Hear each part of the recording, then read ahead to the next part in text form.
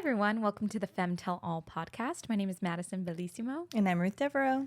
And we're so happy you're here. Every single time. I know. And happy. We like the fact that we have listeners. I know. And like not just a couple of you guys. This isn't like we're growing. This our isn't community like our is mom. growing. Yeah. And my mom barely listens. That's not true. Meg, prove it. Tell us you listen. I should put little Easter eggs to see if they listen. But this episode in particular is for, I would say, for men. I would think so too. Or anyone that is interested in dating women. Yes. So we are going to say for us each personally, what is our number one thing we want in a relationship? Yeah, what women want. Yes. If you could get in our brain. Yeah, if you could be like, that's that Mel Gibson movie, right? What women want. If you could hear what we wanted, yes, we're going to be your little earpiece. We're opening up the curtains and telling you our secret. Yeah, for you guys. All right, Ruth, what do women want? I would say, from my point of view, like I think women want safety. And that encompasses a lot. They want safety not only physically to know that you'll protect them and also not hurt them. They want it. I'm so sorry. It's true. I know, but that is baseline. Yeah. Like, we don't want you to hurt us. Yes. Some people don't know that. I know. And also emotionally. Also in fidelity, like making sure you're not out there cheating. Don't be a harlot. Don't be a harlot. Or we'll talk about you on the podcast. Yeah. If anybody wants us to blast a cheater, they should. Oh my God. Be fun? Wait, I'm so down to do an episode that's like Greg in Milwaukee. Fuck you. Just a whole episode. Oh my God. Please send us the names. Tell us and if the you guys stories. want that. We will do it. We will do it because what do we have to lose? Nothing. Yeah. Hate us if you want. Yeah. But yeah, I think it's safety. Like I feel like I will say that I feel very secure in my relationship because I feel like the place that he's created from his side of what he can control is like making me feel safe in our relationship, making me know that he will always protect me, making me know that he loves me and only me. And I'm never worried. Like even I find my boyfriend very attractive and like that can be like, he even sent me a video. You're getting a little flustered. Yeah. Well, he sent me a video this morning on Instagram of this girl. He goes, "Is this true?" And this girl was like, having a hot man for a boyfriend is not for the weak of heart because you will see him out and you'll be like, you out here looking like that in these streets? You better get back home. That's actually so true. It's so true. Yeah. And like, but I think if you're secure and you have that safety net that person's created for you, like there's no reason to question it. Like the last thing I could ever see Neil doing is sleeping with somebody behind my back or even emotionally cheating. Like I just don't, I know he's not that person. I know he's not that human being to do that to anybody, but very much less not me. Yeah. I would bet money. Yeah. Agreed. Yeah. Because if you do. Okay, kids. Yeah, no, I agree. Threaten him. And this is on camera. Because I'm like, yeah, infidelity, we ain't here for it. No. But actually, I want to go back really quick before I say, sorry, just fun fact. When you date a hot man. Yes. Which is pretty much always, like, you know, but when you date like a hot man, like a man that you're like, oh, most people would find him attractive. Yeah.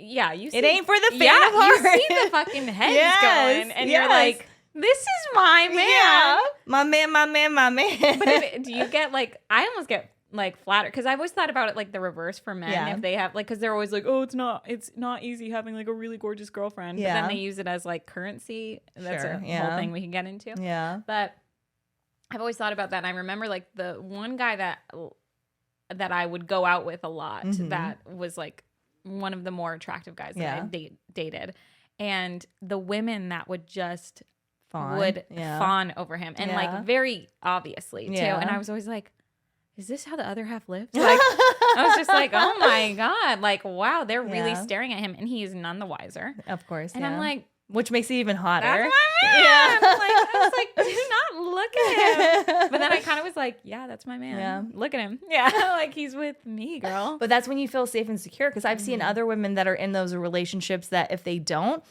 every look, every stare, every comment, every feeling makes them feel even more insecure. Sure.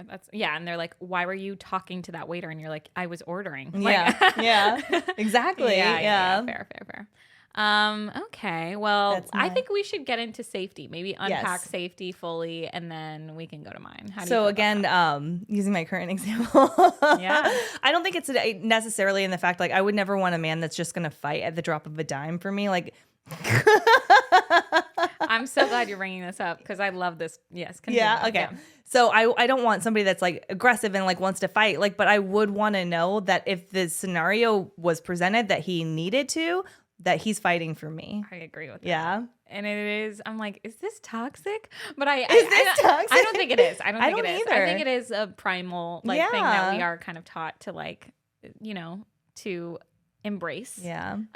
So to speak, that I think it is very attractive. I always ask, do you ever ask on dates? Well, you don't have to go on dates anymore, but when you were dating people, were you asking, like, I would always be like, have you ever been in a fight? I've never asked that, but that's a good question. I think it's a good litmus because, like, a lot of the time, I prefer that they've not been in a fight. Yeah, I would But if they've been in a fight, I'm like, why? And then it's like the backstory, and then you can kind of tell what their anger level is and how they deal with conflict. But see, I'm dating a fighter. Yeah, I know. Well, yeah, but I'm saying like in a pedestrian fight. Yeah. A pedestrian fight. Yeah. I would feel the same way. I think that if somebody's like, I've been in multiple fights I'd be like, and like it was because like, oh, he said something mean to me or whatever that is, that would to me be a red flag of like, what's your anger level like? Yeah. But when you know that they can kind of hold their own But if they had to. if the moment I told you, I asked Neil, I'm like, could you kill somebody? Because he said that. I did. Because he teaches Muay Thai. He fought Muay Thai for years and years and years. And I'm like, could you kill somebody? He's like, yeah, that's what Muay Thai is about. And I was like, that's what it's about, Neil? Like so seriously, like they didn't have like weaponry in Thailand. And so they trained their people to fight Muay Thai for protection of the land. I'm shooketh. Yeah. Wow. Yeah. So he could kill somebody. Well, we don't know need if we guns have to in say our that house with a smile on your face. I don't know. It's kind of hot though if you think about it. But it was how you delivered it with your arms. He could kill somebody. I was like, come at me, dog. Oh my God. My boyfriend. Yeah, it's like the scene in fucking 10 things. How to Lose a Guy in 10 Days. So she's like, my boyfriend. And he's like, I don't want to fight. But yeah, I think about that a lot because there is something like I've felt really comfortable. I think I mentioned this to you. One of the last guys I was going on dates with. I didn't get a very aggro, like super hyper masculine vibe from him. However, I remember we were walking down the street late one night in West Hollywood, and there was someone experiencing homelessness, like walking past us. And the way this man went, he grew 5 inches. I was like, what is going on? And he was like, yeah. And he stopped listening to me. And I thought it was cute because I was like, he's not listening to me. Like we were like having a conversation. He's like, and he was like, yeah. But you could tell he was just like clocking the person that was experiencing homelessness. And he was trying to gauge if it was going to be a situation where he needed to be safe. Because the guy was kind of walking towards us. And so it was very sweet that I was like, and I'm talking to him and I'm looking at him. I'm like, but I felt safe enough that I could keep talking. And that's the thing, like that's creating that level of safety. And I think it's also like, it's letting you fall. You see these things online where you fall into your femininity because you can turn your brain off because you know they're going to protect you. Yeah, I straight up was like, this is cute. Okay, so yeah, anyway, I just keep talking. He's like, and I could tell he's like tensed up. I'm like, poor guy. I'm like, I don't think we're going to get jumped right now. But I did appreciate that. And I did clock that. That was one of those things where I walked away from that date and I was like, that was a green flag. Yeah. I appreciated that. I don't think if I asked him, do you want to get into a fight right now? He would be like, yeah. Man stuff. But it would be more like, that's great. Man stuff. We need like a graphic that comes up. But yeah, I do think that when push came to shove, if we were in a dangerous situation, I think just from judging off of that reaction, he would have been like, he would sprung into action. Yeah. But I'm coming off of, I'm a daughter of a man that carries a pocket knife on him. So I'm like, I feel like I am a little more accustomed to that. Like I need to feel safe to a certain degree. And I remember when I was dating Adam, I used to say like Vin Diesel was really hot, and he was like, "Why do you think he's hot?" I was like, "It looks like he can handle things." I'm like, if we're walking down a dark alley, handle things. Yeah, I'm gonna start saying that. I'm gonna put that in my next dating bio. I need you to handle things. So ambiguous. So, but I agree with you. There's some people that you just see and you're like, you could throw down. Mm-hmm. And I do think there is something. It also equates to the bedroom. Right? Anyway, yeah, I think you're right. I think you are right. But you never know. You never know. But yeah, it was one. Plus. But I think you're right. I think that feeling a physical safety do you think it's as important or less important than emotional safety? Great question. Oof. Probably emotional safety is definitely number one. Mm-hmm. And then physical safety shortly thereafter. 100%.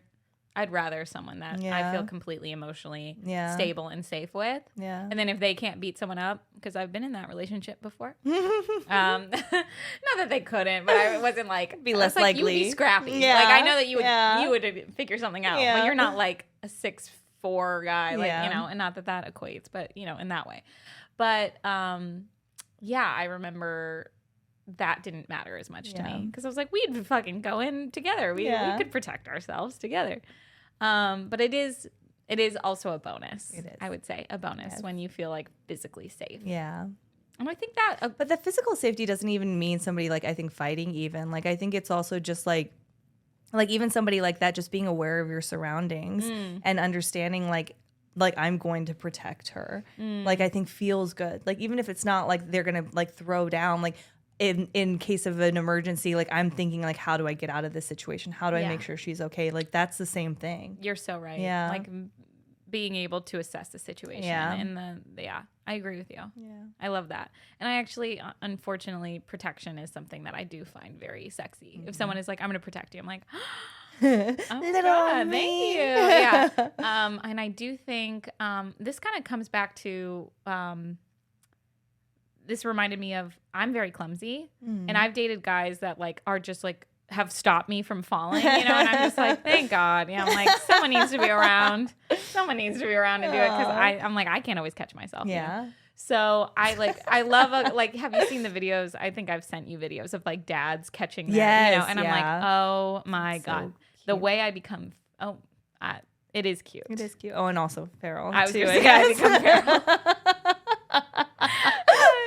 But it's cute. Yes. It's cute at first. But I also think this goes into like when a guy opens your door, like not just for chivalry, but like that always makes me feel like he's got me. Yeah. Like if we're walking in a parking lot and he's coming to the other side of the door to open the door for me.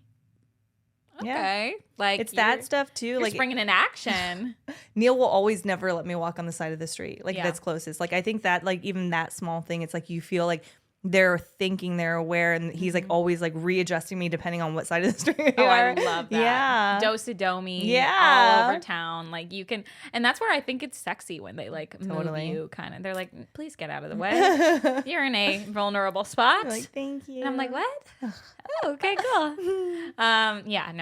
That's wonderful. What do you think? What's your number one? My number one, I think, is consistency. That's also very, very good. Yeah, because if you're taking safety, I think I would match that with consistency. Because I think like synonyms, reliability. I think someone that you can always count on. Yeah, I think that is at the end of the day when you're choosing a partnership. This is not just dating. This is when you're asking what women want, like. What's going to make you hubby, not wifey. What's going to make you hubby is someone who's consistent, who's someone who's reliable, someone who is like really like not only emotionally, mentally, but also I would say it's more that. I think it's the most emotionally, mentally. I think it's making them always feel safe, making them, if you can always lighten a mood, like if you could always like I think about people that have such a good personality that you're not like everyone has a bad day. Everyone has things that happen to them. Don't feel like you have to be perfect 100% of the time.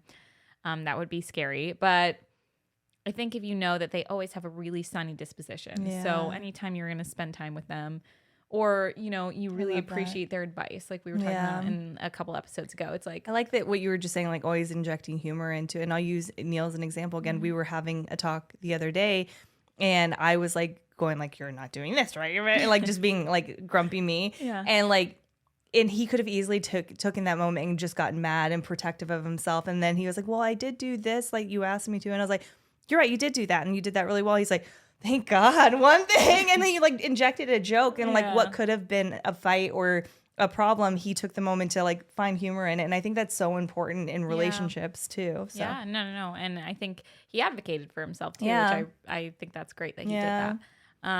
But yeah, no, someone that like, you know, like I think about traveling, right? Like this is a small thing, but like if you know, like it's like high stress situations, you're thinking about like, and you know that like at the end of the day, you're just going to be able to be like, pass me the fucking protein bar. And they're going to be like, okay, little miss needs a snack every 2 hours.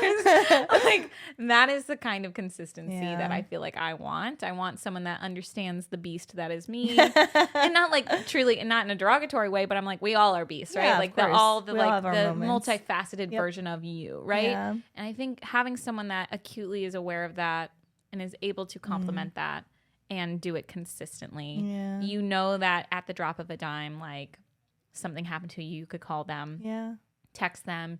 You know that you're always going to see them a couple times a week or whatever. I think that consistency is so important. I think it also creates safety. Yeah. Because I feel like if a woman feels consistent with her man, if we're talking about heterosexual relationships, then that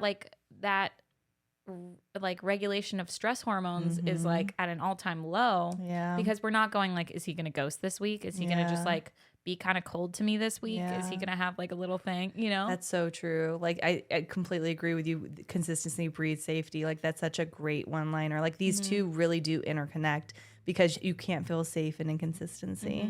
That's a really good point. Yeah, because if there's no reliable, like you don't know what to expect. Like I think we've all probably dealt with people that you never know the type that you're going to get of them that day. And that feels really unsettling, even in friendships, 100%. Even in like in a work setting, like whatever that is, like if you don't know what to expect from a human being, that's scary. It is. And then even more so in a romantic relationship, especially for, again, like I'm not trying to pit men against women, but like for women, when you don't know, and women can feel more physically unsafe with somebody, and if they don't know, like even if they've never done anything, even if they know they never would do anything, there's still that fear if somebody's like angry and then happy and then did it, and like you're just like never knowing where it's coming for you. And even if it's the highest highs, right? Like even if it's like the most blissful sex, the most blissful like romantic thing that you've ever experienced, and if it's not consistent, it's you can get addicted to that like almost drug effect of like, oh God, these high highs and these low lows. But at the end of the day, your body is so dysregulated that you feel like you're a crazy person. You don't feel like you're really truly connected to them at the end of the, so absolutely.